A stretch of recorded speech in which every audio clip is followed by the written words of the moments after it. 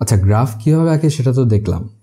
এরকম একটা সার্কেল দেব, তারপর একটা লাইন টানবো, তারপর আরেকটা সার্কেল দিতে পারি, আরেকটা সার্কেল দিতে পারি। এখন এই সার্কেল দেওয়ার পাশাপাশি যদি এই লাইনটা আমি না দিই, শুধুমাত্র এই সার্কেলটা দিই, তাহলে এটাকেও কিন্তু একটা গ্রাফ বলা যায়। অ্যান্ড এটাকে বলা হয় ট্রিভিয়াল গ্রাফ। তো এই এজ এবং ভার্টেক্স, এই সার্কেলটাকে ভার্টেক্স বলা হয় আর এই লাইনটাকে বলা হয় এজ। সো এই এজের ডিফারেন্ট কানেকশন, তারপর ভার্টেক্সের সংখ্যা, ভার্টেক্সগুলো কীভাবে স্ট্রাকচার্ড ওয়েতে এজ দ্বারা কানেক্টেড আছে, সেগুলোর উপর ভিত্তি করে বিভিন্ন গ্রাফ মডেলিং করা হয়। তো এমন কিছু গ্রাফ মডেলিং যদি আমরা এখানে একটু বোঝার চেষ্টা করি, যেমন আমি এই গ্রাফটা যে আঁকলাম, এটাকে আমি জাস্ট একটা সিম্পল গ্রাফ বলতে পারি। কেন বলতে পারি? এখানে আমাদের এজ আছে, এই যেরকম লাইন আছে এবং একটা সার্কেল আছে। সো এই দুইটা থাকার কারণে আমরা এটাকে একটা সিম্পল গ্রাফ বলতে পারি। এখন এটার মধ্যেই যদি আমি মাল্টিপল এজ আনার চেষ্টা করি, যেমন এখান থেকে এখানে দুইটা এজ দ্বারা দুইটা ভার্টেক্স যদি কানেক্টেড থাকে, তো সেই ক্ষেত্রে আমি এটাকে মাল্টিগ্রাফ বলতে পারি। এরকম হতে পারে, আবার দুইটার জায়গায় তিনটাও হতে পারে। এখানে আমি আরও দুইটা দিতে পারি। সো একাধিক এজ দ্বারা যদি দুইটা ভার্টেক্স কানেক্টেড থাকে, তাহলে এটাকে আমরা মাল্টিগ্রাফ বলে থাকি। এখন এটা তো দেখলাম যে একটা ভার্টেক্স থেকে লাইন শুরু হয়ে সেটা আরেকটা ভার্টেক্সের দিকে যাচ্ছে, অ্যান্ড এটাকে বলা হয় এজ। সো এই এজটা যদি আবার নিজের দিকেই ফিরে আসে, যেমন ধরো এখান থেকে শুরু হয়ে আবার সেটা ঘুরে এখানেই চলে আসলো, তো এইটাকে আমরা বলবো একটা লুপ।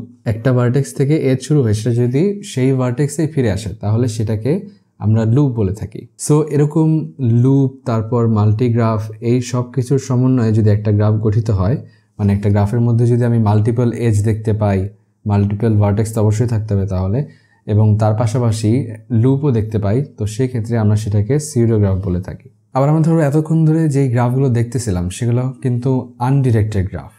মানে কি? সেগুলোর যে এজ ছিল, এজ যে লাইনটা, মধ্যবর্তী যে লাইনটা ছিল, সেটার কিন্তু কোনো ডিরেকশন ছিল না। ধরো এই দুইটা ভার্টেক্স এই লাইনটা দ্বারা কানেক্টেড, এখন এই লাইনের কিন্তু কোনো ডিরেকশন ছিল না। কিন্তু এখানে যদি আমি একটা ডিরেকশন দিয়ে দিই, যেমন এই ভার্টেক্স থেকে লাইনটা এই দিকে যাচ্ছে, তাহলে এটাকে একটা ডিরেক্টেড গ্রাফ বলা যায়।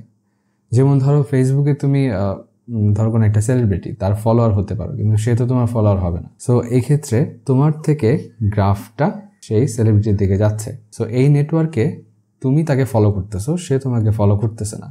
সো এই নেটওয়ার্কটাকে আমরা বলবো হচ্ছে সিম্পল ডিরেক্টেড গ্রাফ। সো এটা একটা ডিরেক্টেড গ্রাফ বলা যায়। এবং সিম্পল কেন বলছি? এখানে কোনো মাল্টিপল এজ নাই, মাল্টিগ্রাফ নয় এটা।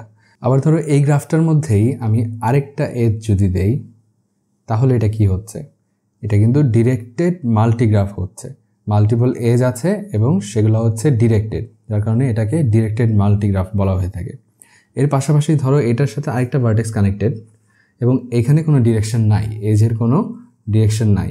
তো এই ক্ষেত্রে এখানে ডিরেক্টেড এজও আছে, আবার আমার আনডিরেক্টেড এজও রয়েছে। তো সেই ক্ষেত্রে এই পুরো গ্রাফটাকে বলা হবে মিক্সড গ্রাফ। সো এই ডিফারেন্ট গঠনের কারণে গ্রাফের নামগুলো চেঞ্জ হয়ে যায়। তো সেই ক্ষেত্রে একটা গ্রাফকে আমি কী হিসেবে চিহ্নিত করব, সেটা বোঝার জন্য গ্রাফটাকে দেখে জাস্ট 3টা কোয়েশ্চেন করো। এজগুলোর ডিরেকশনটা কি, এবং সেখানে কি মাল্টিপল এজ আছে কিনা, এবং কোনো লুপ আছে কিনা। তো ডিরেকশন এর ব্যাপারটা, যদি ডিরেকশন থাকে গ্রাফের মধ্যে, তো সেক্ষেত্রে এটাকে আমরা ডিরেক্টেড গ্রাফ বলবো। যদি মাল্টিপল এজ থাকে তাহলে তো মাল্টিপল গ্রাফ। এবং আচ্ছা, এই লুপের বিষয়টা কি? লুপ থাকলে কি হবে? এখানে ধরো একটা গ্রাফ আছে এবং সেখানে এই এজটার মধ্যে একটা লুপ আছে। সো এই লুপটা থাকার কারণে, এবং ধরো এই মাল্টিপল এজ থাকতে পারে, এখানে মাল্টিপল এজও আছে ধরে নাও, আবার না থাকলেও সমস্যা নেই। সো এই লুপ আছে, মাল্টিপল এজ আছে, এবং নর্মাল এজ তো আছেই, সিঙ্গেল এজ তো আছেই। তো এগুলা সব যদি একসাথে থাকে, তো এগুলাকে এই পুরো স্ট্রাকচারটাকে আমরা একটা সিউডোগ্রাফ বলতে পারি। এবং এই জিনিসগুলোই হচ্ছে গ্রাফের কিছু কমন টার্মিনোলজি। নেক্সটে আমরা আরও বিস্তারিতভাবে এই বিষয় নিয়ে আলোচনা করছি।